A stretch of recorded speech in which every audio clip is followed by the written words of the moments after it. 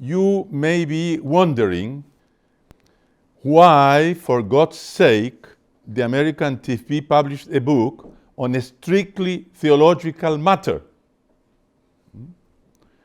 Are TFP members giving the first steps to enter into a seminary? Did Mr. Preston Noel rediscover his priestly vocation? I don't have one. Are they planning to switch to another battlefield? Let me assure you that is it not the case. But I will need to justify this edition of a book purely theological, no? But then allow me to set up the scenario first. So, with the publication of Traditiones Custodes, Pope Francis has reopened the liturgical war that began immediately after the enforcement of Paul VI's Novus Ordo Mass. Then Cardinal Joseph Ratzinger expressed a desire to resolve the conflict through what he called a reform of the reform. No? Do you remember that in the 90s? That means correcting the new rite's most questionable aspects by reintroducing elements of the old rite, and notably the offertory and the celebration ad orientem. That third way would supposedly harmonize the two rites and absorb the division. That was his idea. Once on the pontifical throne, Benedict XVI took the first step by publishing the Motu Proprio Summorum Pontificum. It recognized the Vetus Ordo's right of citizenship, but fully kept the Novus Ordo's right of citizenship, while auguring that the two rights would enrich each other. This first step was based on the assumption that there is no radical break, but rather an essential continuity between the pre-conciliar liturgy and the post-conciliar one. To justify allowing the traditional Latin Mass, Benedict XVI created an entirely new liturgical figure, the coexistence of two forms of the single Roman rite, an ordinary and the other extraordinary form. Well, depending on what they mean, those epithets, ordinary, extraordinary, are favorable or unfavorable for each rite. So, in the cultural sense, the adjectives ordinary and extraordinary apply very well to both forms. No? The ordinary form is of no special quality or interest, commonplace, plain, somewhat inferior, mediocre. While the extraordinary form is exceptional in character, noteworthy, remarkable. Well, these are the definition of Thesaurus, no? About ordinary and extraordinary. No? So they really correspond. No? Oh, that reminds me an article I read in the Irish Catholic once I was in Dublin. No? The journalist was a lady, she had gone to London. No? And so she confessed in the article that during a visit in London, she gave into the temptation of curiosity and went to the traditional Mass at St. James Church in a Spanish place. Those who have been in London, they know the place. Though she described the splendor of the ceremony and the emotional silence throughout the canon. And then she concluded the article saying the following. I had the same feeling as when I dress up in gala clothes. It's good for big occasions, no? But I prefer my blue jeans for everyday life. No? So this analogy aptly describes the difference between the ordinary form and the extraordinary form of the Mass. That from the cultural viewpoint. Now, it's turned out that in the legal sense, so customary, usual, fully recognized, that's ordinary, no? Versus temporary, outside or additional to the ordinary stuff, according to the Thesaurus for extraordinary. No? Well, in that case, the epithet extraordinary implies that the traditional Mass was to be something occasional, temporary, restricted. No? In other words, a tolerated derogation from the ordinary rule. No?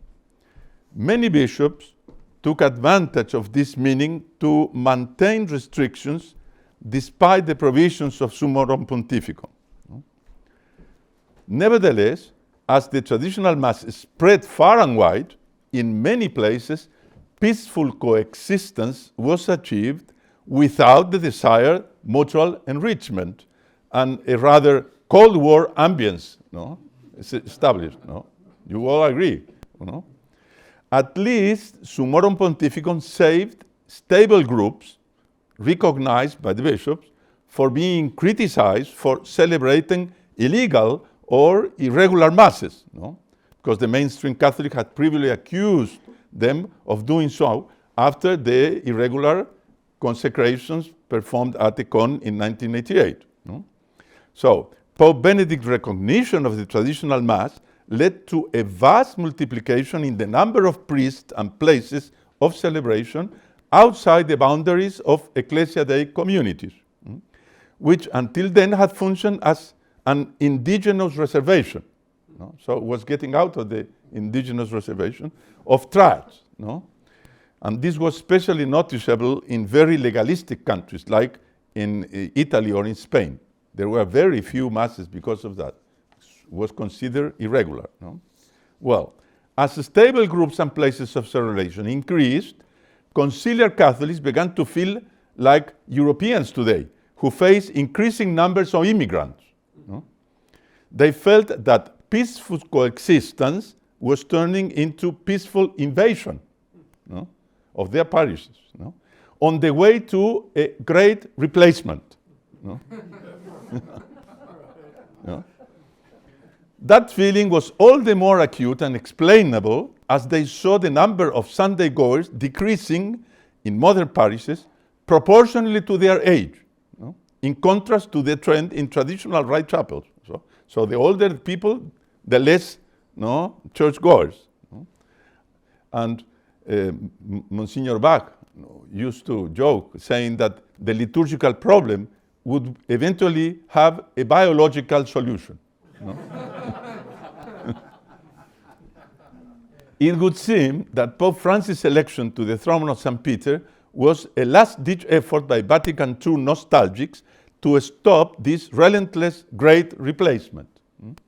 At any rate, one of his first measures was to place the Franciscans of the Immaculate under intervention, because they have collectively opted to say the Vetus Ordo in their houses and in the parishes entrusted to them. No?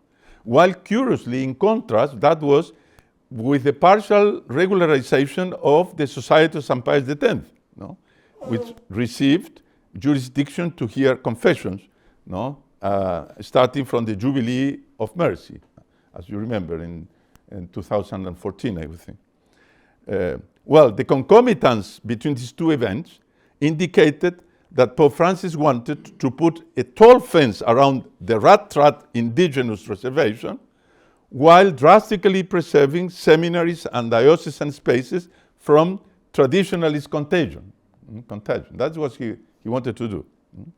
Well, the coup de grâce was the motu proprio Traditionis Custodes, no? Which reversed Benedict XVI's reconciling doctrine of two forms and declared that the rite of Paul VI is the only expression, therefore the only form, of the Roman rites lex orandi. No? It further states that the bishop should work to get the traditional Latin Mass followers to accept the new rite, because it is an application of the Second Vatican Council, which no one can refuse lest he ceased being Catholic. He has said that a couple of times, as well as Archbishop Roche. From this assumption derive all its drastic containment measures, some in Traditionis Custodes itself, other imposed by Cardinal Arthur Roche's response to some dubia. Those dubia, they are very quick in responding them. No? So namely, New priests are forbidden to celebrate the ancient rite without Vatican authorization. So far, no authorization has been granted. It cannot be celebrated in parishes. No new stable groups can be recognized. Ancient liturgical books are limited to the 1962 Missal, excluding the Roman Ritual and the Roman Pontifical. Thus, theoretically, the ancient rite cannot be used for priestly ordinations or other subdeacon, deacon, etc. ordinations, and the other sacraments, that is, baptism, confirmation, marriage, extreme unction, funerals, etc. No? In some dioceses, especially in Rome, the celebration of the Holy Week Triduum was forbidden. On his February 11th letter to the Fraternity of St. Peter, supposedly valid for other ex-ecclesiae communities, the Pope backtracked, but only regarded the personal parishes and chapels of those ecclesiae communities, not for the rest of the crowd. These measures' strict enforcement had led to the current arm wrestling in numerous dioceses, including Arlington, here, Washington, or Cardinal Tsupit's Ukase in Chicago. When Traditiones Custodes was issued, I published an article on my own name, not involving the TFP, saying that basically this was totally illegal measure, so people could disobey. The title said everything.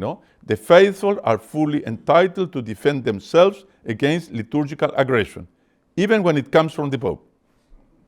And quoted one Spanish priest who said, no Pope can basically change the order of the Mass, so the law is invalid, and cannot be followed. And the fact that the new rite is not a organic development on the old rite was recognized by those who wrote the new books.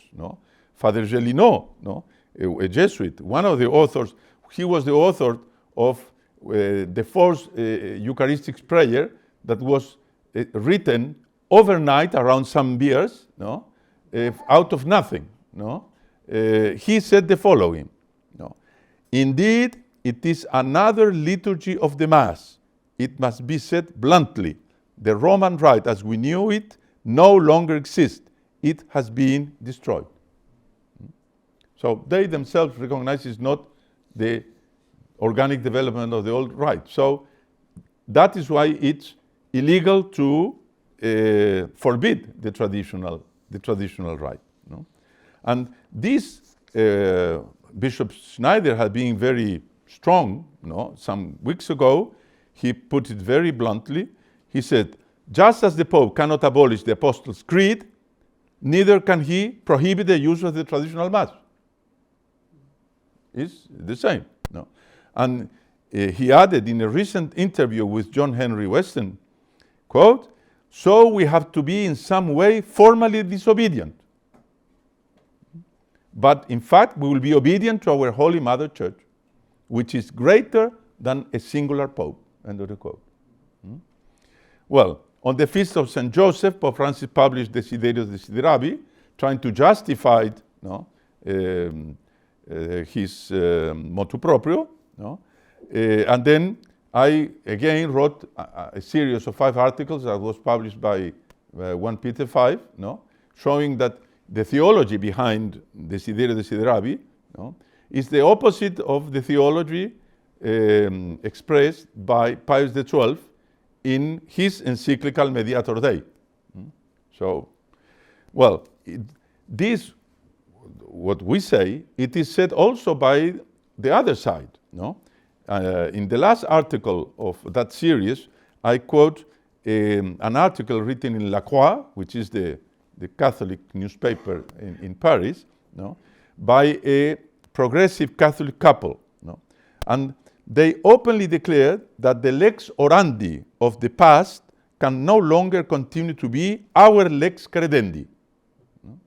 It's a new faith, basically.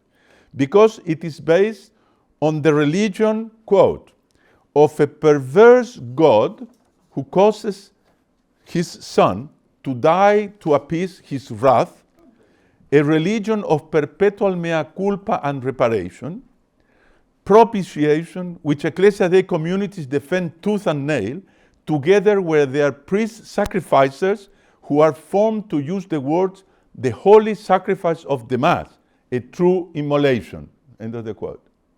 This is one religion. Much to the opposite, they stress, since Vatican II, quote, all are invited to be a daily sacrament of the covenant. The choice is clear.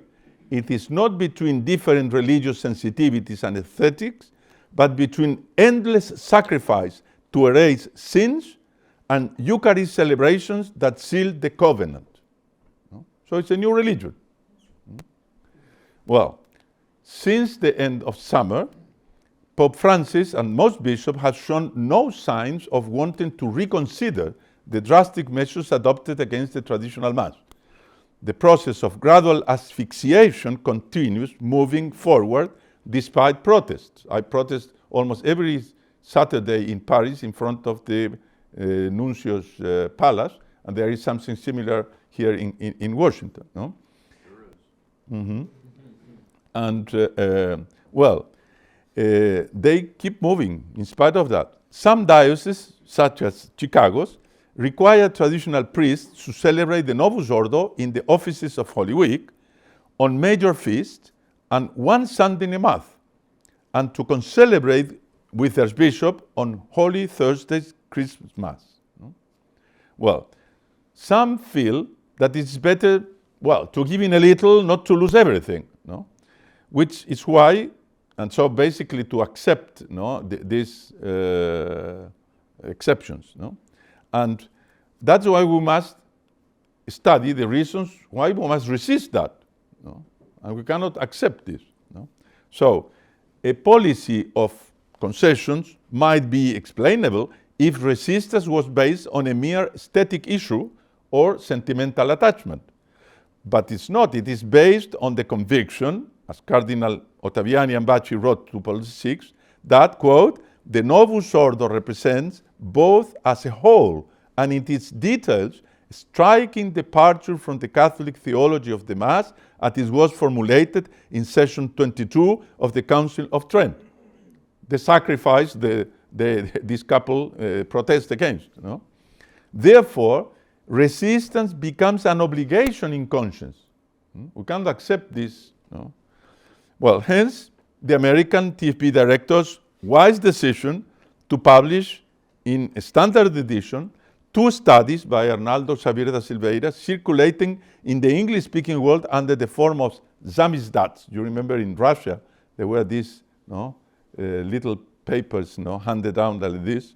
It was like a samizdat. And to enrich these 2 studies with further studies on the subject by the same author. Well, this is the only global and detailed study of the text of Paul VI's Rite that shows the theological deficiencies that bring it close to the Protestant celebration of the Supper. Its approach is similar to the brief critical study of the New Order of Mass that Cardinals Bacci and Ottaviani presented to Paul VI, but its analyses are much more detailed and exhaustive. It analyzed prayer by prayer, etc. Well, the Xavier da Silveira study also differs from Monsignor Klaus Gamber's important critique of Paul VI Mass in his books, The Reform of the Roman Liturgy, because that focuses more on the rupture that it represents from the liturgical viewpoint, not from the theological. Well, it affects the theology, but it's mainly liturgical. So much so, he says that the Paul VI rite should be called Ritus Modernus. It's another rite, has nothing to do with the previous one, and a total break with the traditional text. Well, you know it has 3 new Eucharistic prayers. Even the Roman canon was changed. The offertory disappeared totally. Then they changed the lectionary, no? The lectionary, well, the readings, no? The epistle, it ran in 1 year, no? In the traditional. And they repeat every year the same readings, no? They invented something that is crazy. For Sundays, it goes in 3 years, A, B, and C. And for the weekdays, it's in 2 years. So you had to be a technician to know which reading you had to do in every mass. It's just, and this is totally new. No? Then mainly the Mass versus Populi that was basically imposed after the Reform, no? And that is totally new. Luther was the first one to turn the altar around. No? So it has nothing to do with the tradition of the church. No? So Arnaldo Xavier da Silveira's book is an indispensable weapon among the critical studies on Paul VI Mass. It is a kind of javelin, this portable anti-tank missile system, that are being used in Ukraine, for the use of liturgical justice warriors, defending the traditional right territories against Pope Francis' special liturgical operation. No? No, someone could object that it is not up to a civil entity such as the American TFP, whose specific area of action is to fight the anti-Christian revolution in the temporal sphere, to meddle in a strictly religious doctrinal debate, and even more so in an area reserved to clerics, as it is the liturgy, because it connects with their priestly mission in the sacred precincts of the temple. No? Thus, the provocative question I raised to wake you up at the very beginning of my talk, if we were changing as in becoming seminarians. Well, a first element for an answer is the example of Plinio Correa de Oliveira, our own founder. And he was the one who inspired Arnaldo Xavier da Silveira to write the book. He organized 2 seminaries with him and with bishops, the Provincia Sigó and the Castromayer, to study the Mass, and he was present, and he fully agreed with the conclusions. And, well, later on, what happened? And he spread the book among the bishops in Brazil. And then later on, one bishop, Bishop Clemente Isnard, who was a former Benedictine monk, very much interested in liturgy, published a note saying that the priest should refuse communion to TFP members because the TFP members was spreading a schismatic book, referring to the book is being published now. So Dr. Plinio wrote an article saying, look, we didn't spread the book more because one cardinal asked Bishop de Castromayer on his knees to stop the distribution. But if Bishop Snard creates a situation by which the TFP is very much jeopardized and then communists will take advantage, we will come to the open and distribute the book. So Bishop Snard immediately should shut up because they didn't want to have that. Well, this is a historical precedent. Why? Well, if Dr. Plinio entered into this liturgical, why not? We can do the same. Why not be unfaithful to him? Well, in addition to that, we have doctrinal reasons that justify this incursion of the American TFP in the strictly liturgical field. And you find them in the book, which is the bedside book of all TFP members and supporters, Revolution and Counter-Revolution. In chapter 3, on the characteristic of the crisis of contemporary man, Dr. Plinio states that the crisis is one, and not a range of crises developing side by side. And he illustrates this thesis in this way, quote, when a fire breaks out in a forest, one cannot regard it as 1,000 autonomous and parallel fires of 1,000 trees in close proximity. The unity of the phenomenon of combustion acts on the living unity that is the forest, unquote. And then he goes on to explain that this crisis is total, that is develops in such a profound level of problems that it unfolds in all fields of culture and in the end all realms of human action, affecting the temporal and ecclesiastical spheres simultaneously.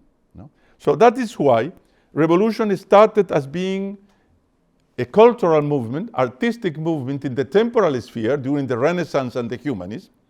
From there, passed to the religious field, no, with the Reformation, no, pseudo-Reformation. You know all the saying, no, about Erasmus, no, the Prince of Humanists, no, that he had laid the egg that Luther hatched. No? It's very expressive, and this is the reality. But then it was the other way around. No? The Protestant free examination was the basis for rationalist philosophers of the Enlightenment, no? To say there is no objective truth, etc., etc., and they paved the way for the French Revolution, and then the Communist Revolution, which was in the temporal field. But then in the 19th century and the 20th century, the errors of the Second and Third Revolution entered into the religious field, affecting first the Protestants, the liberal Protestant current, and then the Catholic current through modernism, Christian democracy, liberation theology, etc. So you see how there is this, no, switching from one side to the other. No? Well, now, and a contemporary example of this is the demands now of the synodal, no, the synod on synodality, no, for the priesthood of women, no, well, which is nothing more than the transposition to the religious field of the sex struggle promoted by feminists, no, in the temporal society. No? So now, as the global left is running out of steam, the latest effort to inoculate revolutionary spark in the left's exhausted troops is coming from religious circles. No? So in the socio-political field, no, is the support of the communist agenda of the so-called popular movements. No? This goes so far that the Wall Street Journal, some years ago, puts a headline, "How Pope Francis Became the Leader of the Global Left." So it's the church that is basically, no, supporting, no, the global left. In ecology, they are doing it with the encyclical Laudato Si. No? It is the argument for ecology. And while using Fratelli Tutti to promote the UN agenda to establish a one world government. No? So that confirms the statement that Professor Plino made in 1976 when he updated Revolution and Counter-Revolution, and he said that the center, the most sensitive and truly decisive point in the fight between the revolution and the counter-revolution has shifted from the temporal to the spiritual society. The Holy Church is now the center. In her, he says, progressivists, crypto-communists, and pro-communists confront anti-progressivists and anti-communists. So, the result of this reality is that in order to fight the revolution in the temporal field, for example, in issues such homosexual union, abortion, uncontrolled immigration, Black Lives Matter, no, one must engage the progressive, anti-progressive struggle on theological and liturgical grounds. One reason is that the leaders and troops of the leftist political currents come from progressive parishes and university campuses where modernist faith is taught and scandalous liturgies are celebrated. While, you see, for instance, President Joe Biden and Nancy Pelosi come from exactly those currents. No? And on the other hand, the troops and leaders of the galaxy of conservative associations, no, come mostly from homeschooling families involved in communities that celebrate the traditional Mass. That is the reality. No? Now, if the spiritual sustenance to pre-council theology is coming from these masses, the traditional Mass, and provides a doctrinal basis for conservative cultural and political positions, the American TFP must strive to protect these traditional celebrations, because these are the end, no, the support for their thinking, no. So, and you find the counterproof of what I'm saying in another passage of Revolution and Counter-Revolution, where Dr. Plinio explains that the revolution in the tendencies precedes, no, not necessarily in time, but ontologically, no, the revolution in ideas. No? People get wrong ideas because of the influence of culture, arts, no? And he, in a very famous quote, he says, quote, "Given that God established mysterious and admirable relations between, on the one hand, certain forms, colors, sounds, perfumes, and flavors, and on the other, certain states of soul, it is obvious that through the arts, mentalities can be profoundly influenced. Through the arts, through rituals. And then persons, families, and peoples can be induced to form a profoundly revolutionary state of spirit." End of the quote.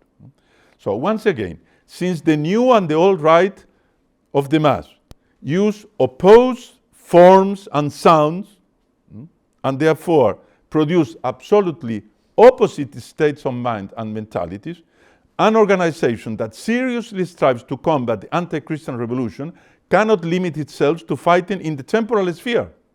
It must not allow a desacralized ritual to spread unchecked, influencing individuals and families to adopt revolutionary ideas in religious, but also political and socio-economic matters.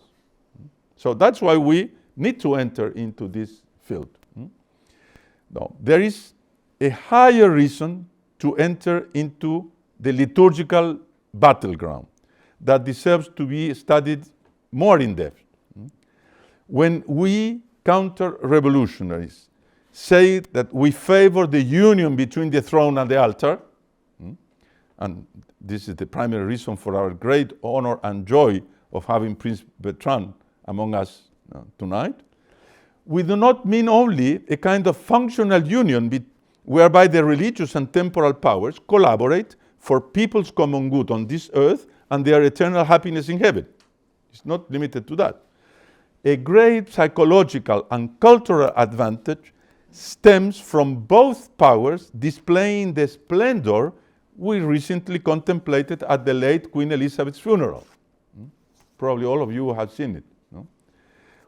Or which we can also admire, alas, in all films, about Pius XII's life in the Vatican, because now the films on Santa Marta, the opposite. Or when we attend pontifical masses celebrated here and there by Cardinal Burke, Bishop Sample, Bishop Snyder, and other bishops. So we can see how extraordinary the effect of the splendor of religious and civil ceremonies in people's heart by the vitriolic rebukes it prompts among liberal observers and their rejection of any display of wealth, luxury, or pageantry, and the temperate use of earthly goods in general. They get mad when they see these sins. So, Dr. Plinio addressed this issue in one of his early books, Agrarian Reform, A Question of Conscience, co-signed by Bishops de Provenza Sigot and de Castro-Mayer.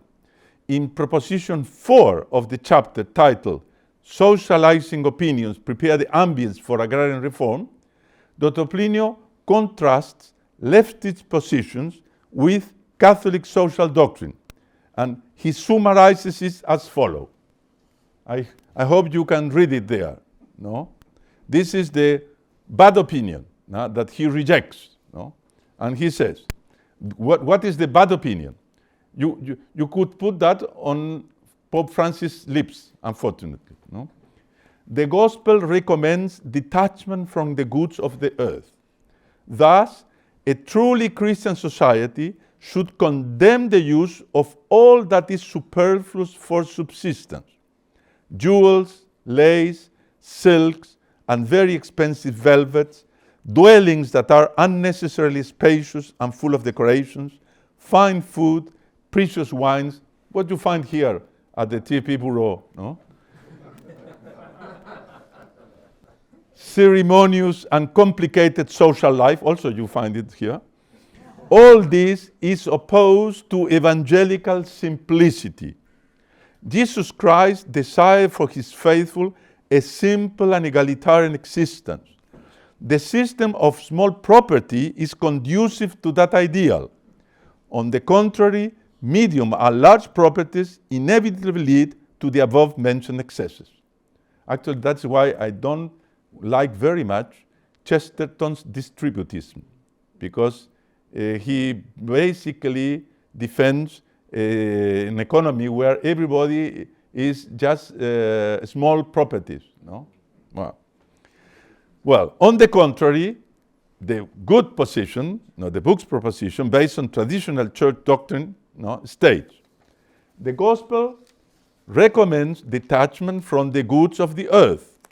This detachment does not mean that man should avoid their use, but only that he ought to use them with superiority, the strength of soul, and Christian temperance, instead of allowing himself to be enslaved by them. When man does not act this way, but puts those goods to harmful use, the bad is not in the goods, but in him. For example, a drunkard's evil is in him rather than in the precious wine, Californian one, that inebriates him. As a matter of fact, many people drink top quality wines and do not abuse them. The same can be said of other goods. Music, for example, has suffered many abominable deformations in epochs of decadence. This is no reason to renounce it under the pretext that it corrupts. It is fitting to make good music, and the best, and to use it for good. God had admirably arranged everything in the universe, and nothing is without its raison d'être. It could be inconceivable for gold, precious stones, raw materials for precious clothes, and so on, to constitute an exception to the rule. Just like beautiful panoramas, pure and fresh air, flowers, etc., they exist by a design of divine goodness to rightly delight men's senses. Furthermore, there are means to adorn and elevate the daily existence of men, perfect them culturally, and make them know the grandeur, wisdom, and love of God.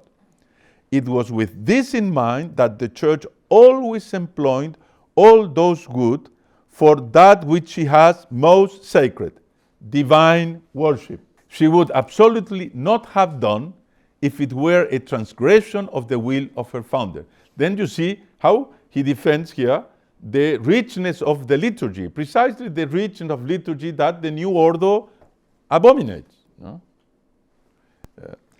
And in all times, she encouraged individuals, families, institutions, and nations to follow her example with the same temperance, thus adorning and dignifying the ambiences of domestic or public life for the spiritual grandeur and material good of men, and for the papacy particularly. So that's why the popes lived in those magnificent papal apartments, and Pope Francis abandoned them to go to Santa Marta precisely because he had the wrong opinion on that. This is why she has been very fittingly called the mentor of culture, art, and civilization. One of the advantages of a harmonious inequality of goods is precisely in that it enables in the higher classes a particularly splendid flourishing of the arts, culture, courtesy, etc., which then flow through the whole social body. Everybody benefits from that. Explaining more profoundly why one should reject the false simplicity, well, the one put into practice by Pope Francis, and accept the Catholic one, Dr. Plino writes. He made comments of these two positions. And the second comment is about simplicity and the Protestant mentality. And he says, it is curious to note that the disputed thesis is very old and smacks of Protestantism. Similar reactions have already happened at other times. There were Protestant sects that reacted to the just pomp of Catholic liturgical ceremonies, you see once again, and to the unduly plush personal life of certain bishops, established worship without art, splendor, or expressions of soul. Well, that is the description of the Paul VI Mass. No? It's a Mass without art, splendor, or expression of soul. To give another example, Protestant-inspired campaigns for total abstention from alcohol stem from the idea that evil is in the alcohol rather than in the drunkard's weakness. Now then, Jesus Christ established wine as a matter for transubstantiation. No? Third, the church protractors of civilization against simplicity, this false simplicity. Is there not some naive optimism in the church's position? No. The church neither ignores human weakness nor exaggerates it. And above all, she confides in grace to make man truly temperate.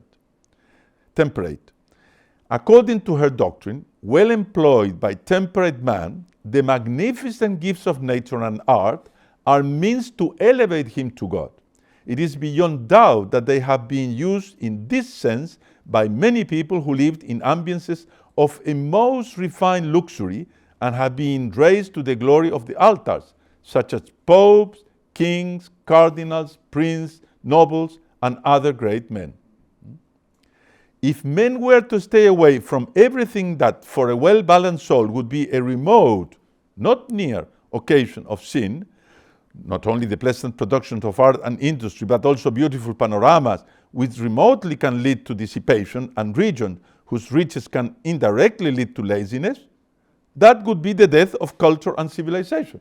So God could not have created with such beauty, because it will be a proximate occasion for sin. So it's ridiculous to say that. No? Well, and then he says, sanctity is not simplicity. No?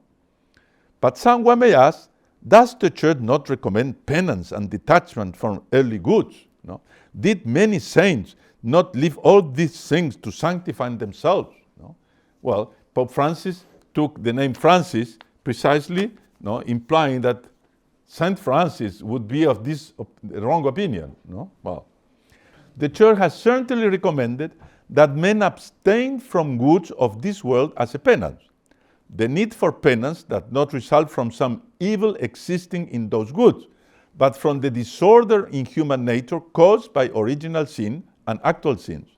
Abstaining from earthly goods is instrumental to dominating disorderly passion and keeping man on the path of hope. That's why we have to do fasting, no?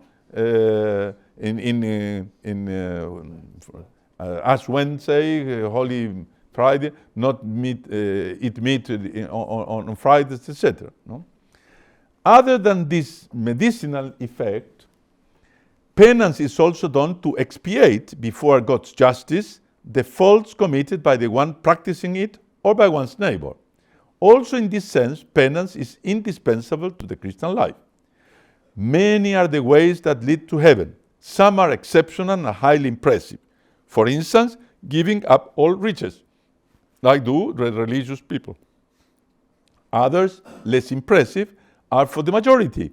The good employment of riches is one of them. But all these paths lead to God and have been trodden by saints. An example taken from another domain will clarify this matter. St. Paul affirms the superiority of celibacy over marriage. The church favors and glorifies perfect chastity in every possible way, and so people can keep it. She establishes orders and congregations for both sexes. She demands chastity from her ministers. However, this exceptional way is meant only for a few. The immense majority will do the will of God by contracting the sacrament of matrimony and thus assuming the holy and respectable responsibilities of family life. And this is how many have made to the altars. So the analogy is perfect. No? Obviously, therefore, there is no contradiction between celibacy and marriage. No? So, proportionate luxury in all classes. No? That's what we want. No? And that's also why we are so much against this campaign against the elites. No? Because normally in these campaigns against the elites, it's not only against the bad elites, no, the New World Order elites, so to speak, but also to the traditional elites because they have this luxury, no, in their homes, etc. So proportion, luxury in all places. One final observation is about the word luxury. In Brazilian Portuguese, it has two nuances, one pejorative and akin to the concept of lust. But the word also has an honest meaning that we will emphasize here. Upright luxury consists of abundance and refinement of the goods proper for human existence, subordinated to the laws of morals and aesthetics. Luxury is therefore more than the strict possession of the sufficient. A painting masterpiece, for example, is not necessary, but is ancillary to a pleasant existence. To what degree can a man have beyond the necessary the ancillary? To the degree that the situation of his patrimony permits, and as long as the accumulation of ancillary goods in his hands does not coincide with the misery of others. In that case, observing the requirements of decorum, justice, and charity, he must give largely from what he has. So, finally, inevitable criticism of church doctrine. At all times, the balanced position of Catholic doctrine, equally distant from Protestant-flavored simplicity opposed to civilization, and from sensual immorality in the usage of earthly goods, has stirred up the sarcastic, uncomprehending chuckles of anti-clericals. Simplists accuse the Church of compromising with the world's sensuality by approving luxury, fine foods, and wines. For their part, the worldly accuse her of not tolerating men's weaknesses and thus making their life impossible. There is no way to avoid this twofold reproach of the impious. In this regard, our Lord said that St. John the Baptist came in fasting and penance, and they said, "He has a devil, and because he eats, the Son of Man is called a glutton." No? So it's always will be like this. No? So forgive me for these long quotations, no? But I think they are worth their weight in gold. No? To me, they seem very helpful, especially in the current pontificate, to rid us of bad experiences with progressive propaganda. No? They also show the profound connection between liberation theology, no, and the pauperism of liberation theology, and the intentional vulgarity with which the new Mass is celebrated on the pretext of drawing closer to the people. Kind of populist regime. No? Conversely, the pomp and beauty of the traditional Latin Mass, particularly a bishop's pontifical Mass, provide good experiences that prepare souls to accept the hierarchical and sacral order of the universe and the truths of the faith. And that is why it attracts the new generation. No? They are packing now the traditional Mass. The Pontifical Council for Culture, now suppressed in the reform of the Curia, recognized that attractiveness and its pastoral effectiveness in a document titled Via Pulchritudinis, no? The Way of Beauty. No? It states, quote, "The culture emerging from a materialist and atheistic worldview, characteristic of secularized societies, causes disaffection from religion, sometimes opposition to it. The way of beauty seems to be a privileged itinerary to get in touch with many of those who face great difficulties in receiving the Church's teachings, particularly regarding morals." So the way of beauty is the way to attract the youth to the Church. Beauty, as much as truth and good, leads us to God. But beauty means more than truth and good. It's very interesting, this. No?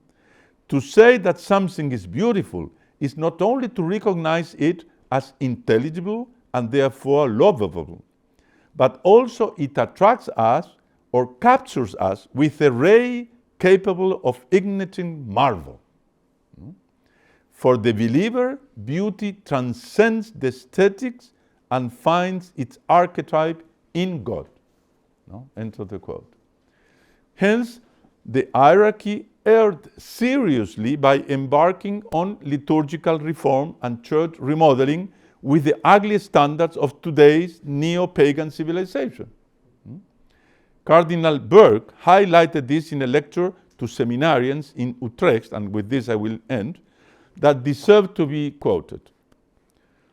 Quote, "One of the most painful results of the contemporary alienation of beauty from the good and the true is an aesthetics which rejects anything beautiful as deception and holds that only the representation of what is crude, vulgar, and low corresponds to the truth. It has not been a rare thing to hear that beauty is not an appropriate category for the church's worship." The progressivist contends that. No? In the false interpretation of the liturgical reform mandated by the Second Vatican Ecumenical Council, the destruction of beautiful altar pieces and statuary, for example, in some parts of the church was justified on this account. No? I need not dwell on what happened to sacred music in the post-conciliar period. No? The corrosion worked by such thinking in the church seems to be a manifestation of the perennial temptation of iconoclasts, you say, no? Iconoclasts, which has beset the church repeatedly down the Christian centuries. According to such thinking, what is ugly appeals because of its honesty and simplicity. End of the quote. No? Well, that is precisely the pseudo-simplicity Plinio Correa de Oliveira denounced in his book Agrarian Reform, A Question of Conscience. No? The quotes I posted. For all the above, I believe that you will leave here convinced that the American TP has taken an excellent step by republishing Arnaldo Xavier da Silveira's studies. No? To whet your appetite so you purchase a copy without hesitation, let me say it will enlighten you about what I voluntarily omitted to tell you here, namely the theological reason why one should avoid Paul VI's new Mass, which favors Protestant heresies, and why popes are not immune from the risk of incurring heresy in their ordinary magisterium. To know those reasons, you need to buy the book. No? So, in this cultural war on which hinges the fate of the United States, no? That is the reality, and indirectly that of the world, let us, Our Lady, to obtain for us the grace of unfailing fidelity to the Church and Christian civilization. Let us protect and defend their great cultural expressions in liturgical and civil life until we see them fully restored in the dawning reign of her Immaculate Heart, as announced to the little shepherds in Fatima. Thank you very much.